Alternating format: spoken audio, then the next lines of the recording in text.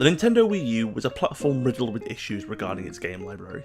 Whether that was the incredibly small launch lineup with an unimpressive first-party title, the fact that it wasn't able to garner any third-party support it needed to establish itself, or just generally releasing lackluster games that weren't to players' interests. One such game that caused a horrendous amount of controversy was Nintendo's Animal Crossing Amiibo Festival.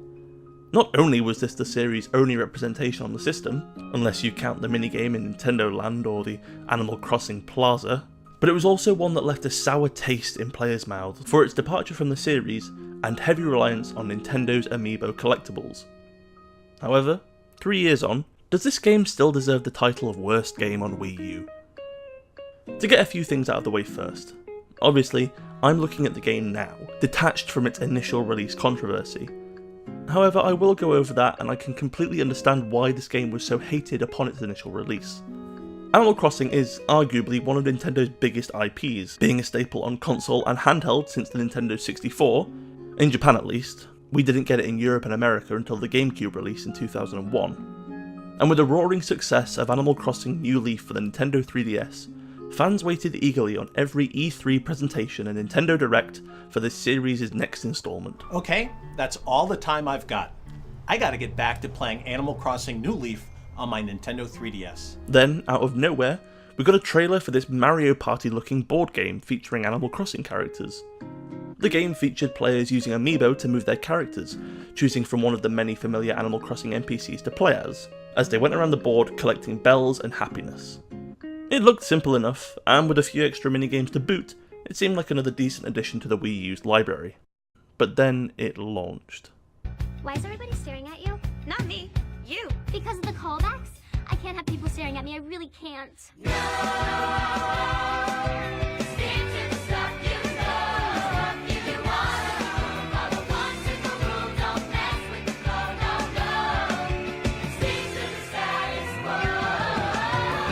Slammed for its linear gameplay, heavy reliance on the outside peripherals of Amiibo and Amiibo cards, and a hefty price tag on release, this game was quickly finding itself at the top of everyone's top 10 worst games on Wii U or of 2015 lists.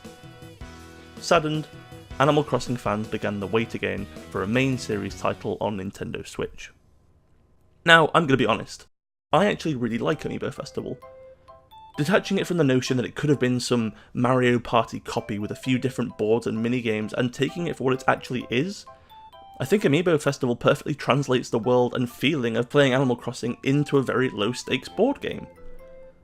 The game itself is incredibly simple. During your turn, the player moves around the board in an attempt to gather the most bells and happiness, as well as collecting the 4 stamps positioned at the corner of the board for a happiness bonus. Depending on the month you choose to play the game in, there are different seasonal changes that affect the aesthetic of the board, as well as introducing tasks for you to complete as a team during the game. Playing during August, for example, results in every Sunday being a fireworks festival. Crazy Red sells fortunes on these days, and the events focus on the players coming together as a community to enjoy the fireworks show. Little changes like this really add something when coming to choose your month of play.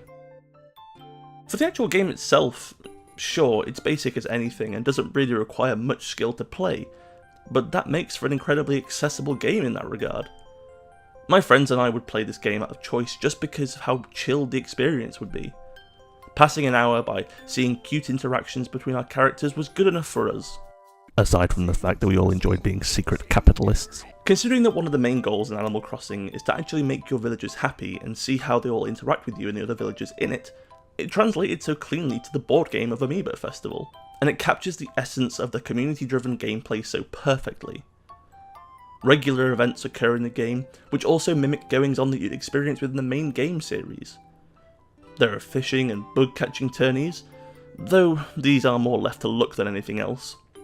Joan will sell turnips weekly, which you can gamble on whether or not you think you'll make your bells back or not. And even Katrina will set up camp every so often, and you have the chance to receive a bonus or repercussion depending on the player's roll of a dice. These little extra events are really all luck-based, but it can always be fun when the player in the lead gets a fortune from Katrina, meaning they lose bells whenever somebody rolls a 4 or something. You can also unlock outfits for your characters, which keep games fresh each time you play, and does make replaying the game rewarding in some way. There's also a neat feature in which you can build new facilities on the board game map, which can affect the pathways leading around the board. These new facilities can also change the interactions your characters have on the map, resulting in more specific events which can help to keep the scenes interesting. In opposition to this though, the game really does come down to a reliance on the player actually having Amiibo. The base game came bundled with an Isabelle and Digby Amiibo, but at the time if you were wanting the full 4-player experience, you'd be shelling out another £20 on extra characters to play as. The game does allow you to use a generic villager in place of a familiar character, but this really isn't as rewarding as running around as KK Slider or Mr. Rossetti. Naturally this was done to push Amiibo sales for Nintendo, but with the Animal Crossing line of Amiibo only really having functionality with this game, it did seem like a bit of a swindle. Personally, I loved collecting Amiibo, so this wasn't really a turn-off for me, and by the time I actually picked up the game, I'd already got a few of the Animal Crossing Amiibo just because I wanted to collect them regardless. You can, however, pick up this bundle almost ludicrously cheap now, and it's worth getting just for the Amiibo if you're interested in collecting them. And this is where my main argument comes in. For the price of the game now, you can't really argue with what you're getting, at least from my experience. Animal Crossing Amiibo Festival provides a fun game that is accessible for players at any skill level, and can even act as an entry point for players new to the Animal Crossing franchise. Obviously, I'm not going to be changing any minds on such a disliked game on a dead console, but honestly, I don't think this game deserves the flack it still gets. Also, there's like 8 minigames that focus on Amiibo cards, some needing at least 6 to even play, which is kind of a bit dumb, but I feel like everyone's main problems were focused on the board game feature. The minigames are uninviting, and I barely even played them myself. Yes, there's no real challenge or stress when it comes to playing the game. Yes, there's an event in which Crazy Red gives a player 10,000 bells, effectively cementing their victory for the game. Yes, it's incredibly insulting to have such a need for Amiibo and Amiibo cards. But is the game fun in spite of this? Yes. I can't deny that I thoroughly enjoy this game whenever I play it. It reminds me of the board game Tokaido, in which the goal, in very simplified terms, is to travel across Japan, do the most sightseeing, and become the most well-travelled player. This game is also incredibly relaxing to play, and with a beautiful art style, it really stands out as a board game. Maybe it's just me and my love for cute things that really draws me in enough to enjoy Amiibo Festival.